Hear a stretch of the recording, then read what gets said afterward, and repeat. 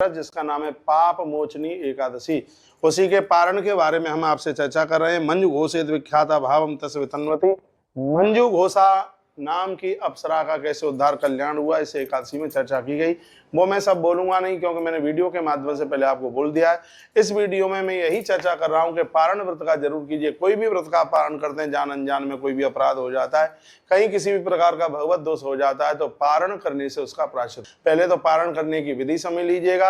हाथ में 3 तुलसी के पत्ते 3 बार में लीजिए और हर बार गंगा जल हाथ में लेकर के, और आप इस तरीके से करेंगे, ओम नमो भगवते वासुदेवाय ऐसे बोल करके, और आप 3 बार 3 आचमन, ओम केशवाय नमः, माधवाय नमः, नारायणाय नमः ऐसा बोल करके, और आप उसका आचमन करेंगे।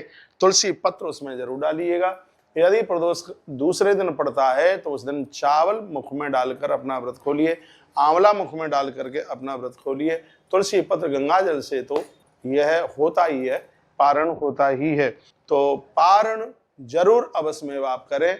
द्वादशी के दिन जिस दिन व्रत आप खोलते हैं, उस दिन ब्राह्मण दर्शन, अग्नि दर्शन, तुलसी दर्शन और गौ दर्शन और देव दर्शन, ये बहुत ज्यादा प्रमुख होते हैं। तो पारण का समय बहुत ज्यादा एक विशेष समय है, वो तो 6:15 बजे से लेकर के 10 बज करके 22:23 तक है। और वैसे एक नॉर्मल टाइम है वो लगभग 1:30 बजे, दोपहर 1:30 बजे तक। लेकिन हम अपना जो पारण है वो 6:15 बजे से लेकर के लगभग हम 10:23-24 से लगभग 6:17-18 से आरंभ हो रहा है, और 10:22-23 तक का ये एक विशेष टाइम है पारण का। वैसे ये पारण कल लगभग 1:30 बजे तक होगा। तो मैं भी आपको कहूँगा आप भी पारण इसी समय में कीजिएगा।